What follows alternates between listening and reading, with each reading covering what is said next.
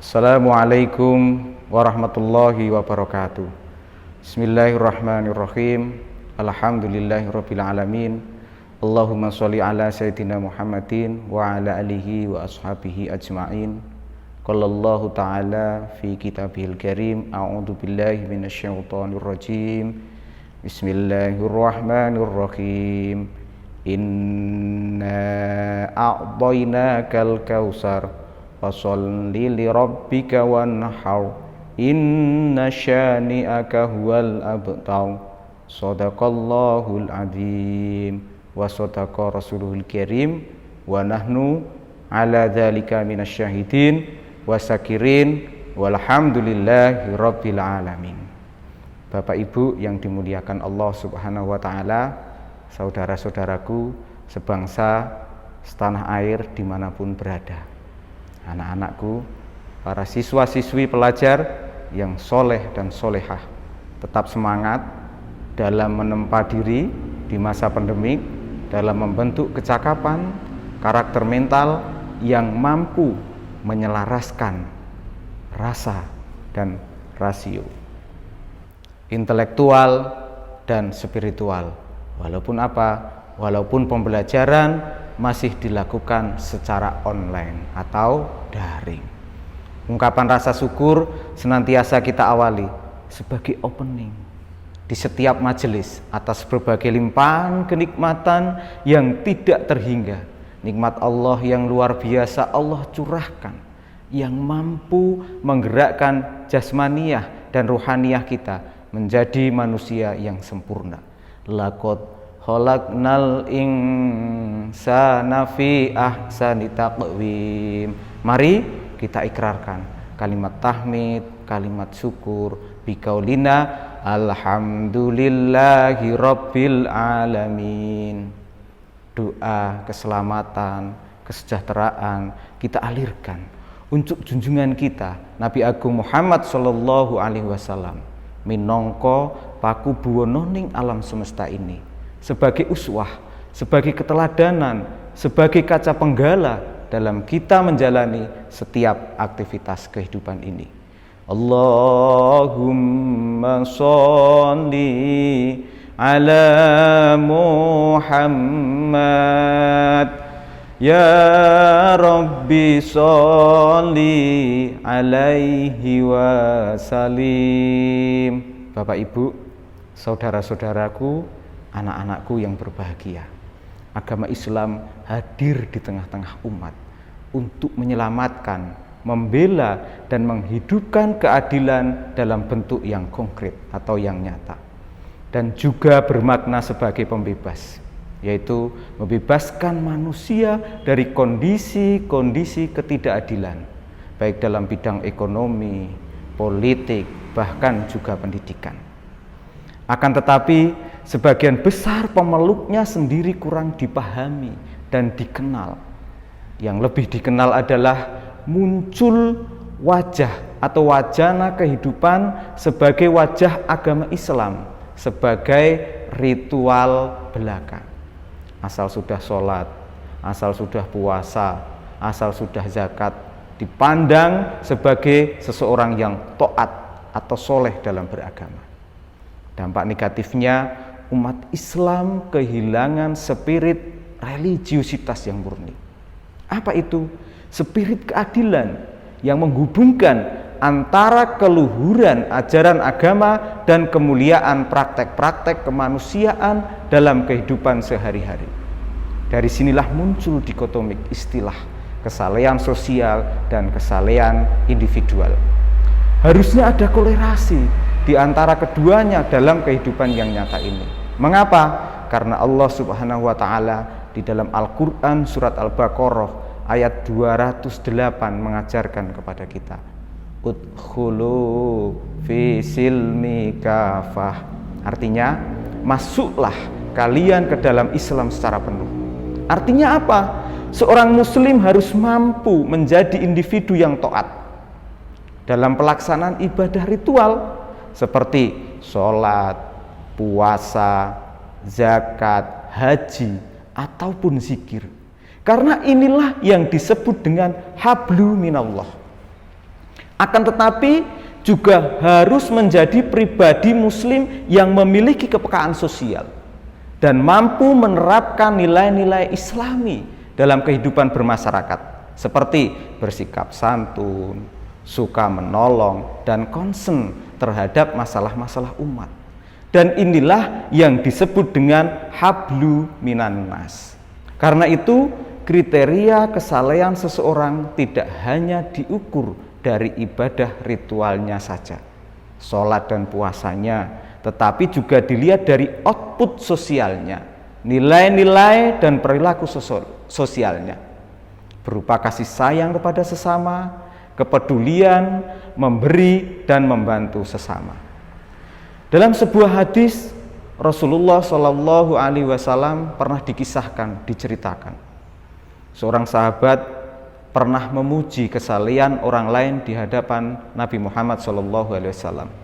Nabi bertanya, "Wahai sahabat, mengapa ia kau sebut sangat soleh?" Tanya Nabi.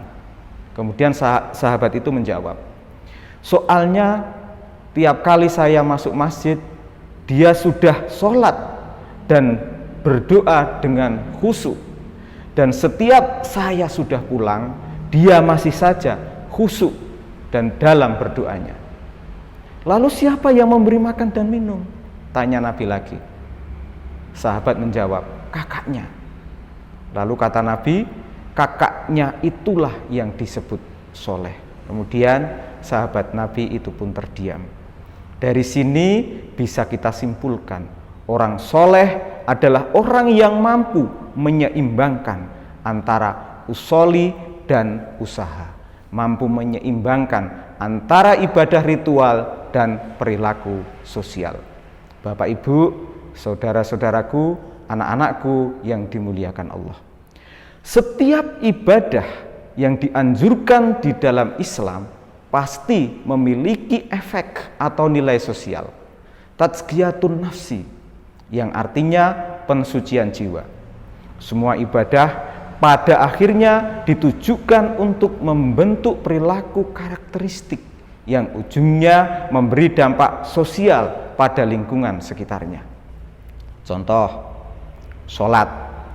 Sholat ini adalah suatu ibadah yang diawali dengan takbiratul ihram, Allahu Akbar. Ini menunjukkan bahwa hidup seorang muslim itu didasarkan kepada pengabdian kepada Allah.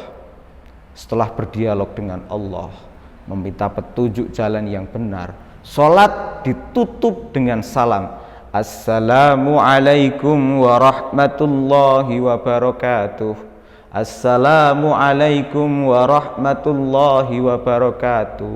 Ungkapan salam ke kanan dan ke kiri, yang berarti apa? Yang berarti diharapkan memberikan efek sosial yang tinggi, menyebarkan perdamaian dan keselamatan bagi semua pihak, baik yang kiri maupun yang kanan. Karena itulah sholat itu mesti tanha anil fahsai wal munkar. Dengan demikian, kalau ada orang yang rajin sholat tetapi masih suka menyakiti orang lain, berbuat jahat kepada orang lain, maka sholatnya patut dipertanyakan. Betul enggak Bapak Ibu, saudara-saudaraku dan anak-anakku semua?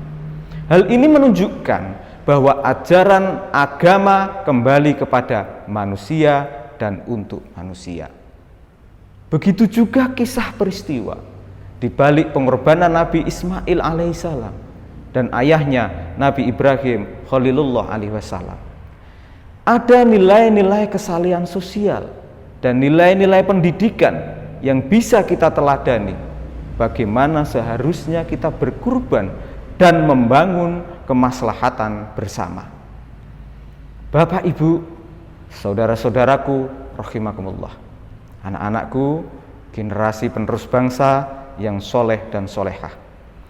Apa nilai sosial yang bisa kita ambil dari disyariatkannya umat Islam untuk melakukan ibadah penyembelihan hewan kurban? Aspek sosial dalam ibadah kurban jelas terlihat ketika seseorang berbagi kebahagiaan, terutama kepada masyarakat yang kurang mampu, untuk dapat menikmati daging kurban, baik berupa sapi maupun kambing.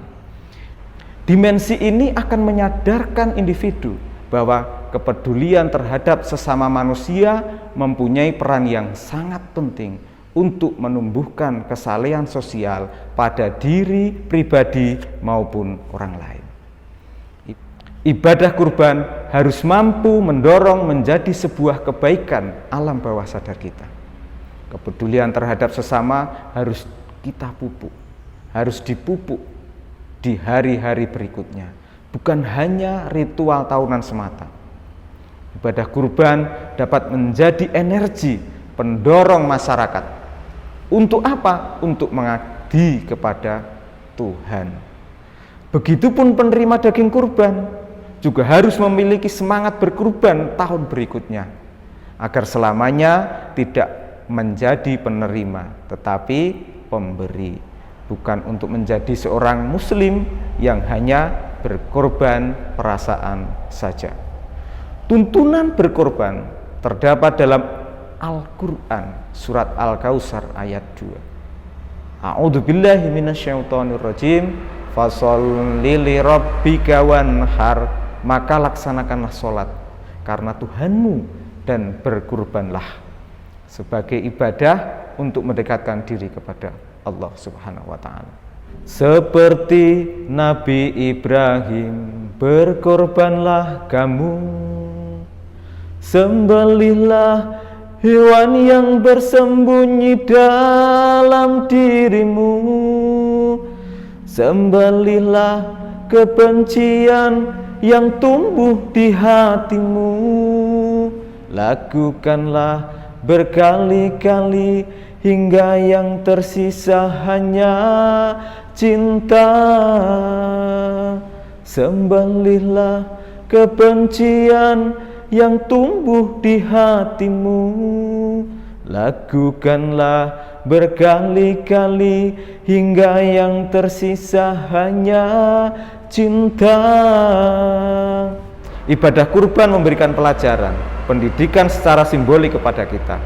Ada makna besar di baliknya, bukan hanya secara syariati, tapi juga secara filosofi.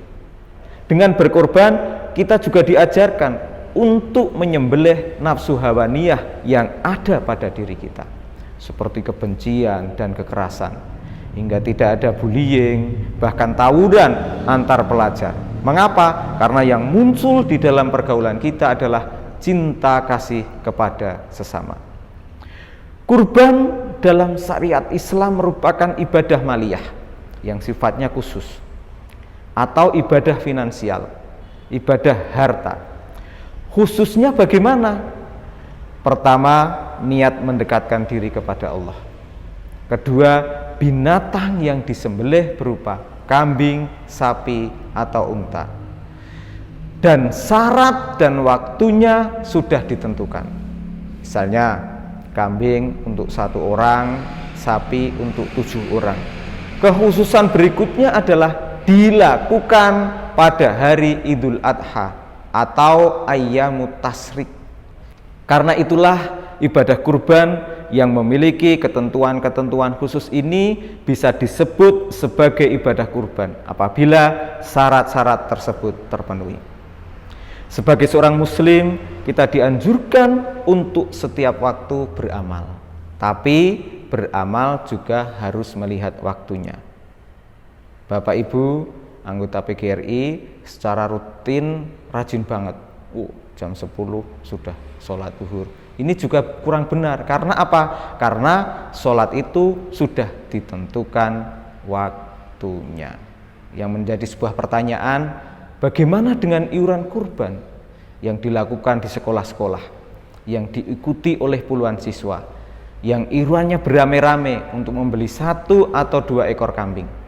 Ibadah yang demikian secara syariat tidak bisa dihukumi sebagai ibadah kurban, akan tetapi mendapat pahala ibadah sedekah, ibadah infak fisabilillah. Sebab apa? Di situ ada unsur pendidikan dan unsur latihan. ada unsur kepedulian kepada fakir miskin. Jadi teruslah berlatih berkorban anak-anakku. Insya Allah ketika dewasa nanti, anak-anak yang latihan kurban di sekolah akan berkurban yang sesuai dengan ketentuan syariat pada saat diberi rezeki oleh Allah Subhanahu wa ta'ala. Potong hewan kurban di hari raya, domba, kambing, sapi, kerbau dan unta, bagi yang miskin, bagi yang papa, juga bagi tetangga dan saudara. Potong hewan kurban setahun sekali, sebagai tandanya syukur pada Allah. Allahu Akbar, Allahu Akbar, bersama-sama potong hewan kurban. Allahu Akbar, Allahu Akbar, bersama-sama potong hewan kurban. Billahi taufiq wal hidayah, waridho wal inayah. Assalamualaikum warahmatullahi wabarakatuh.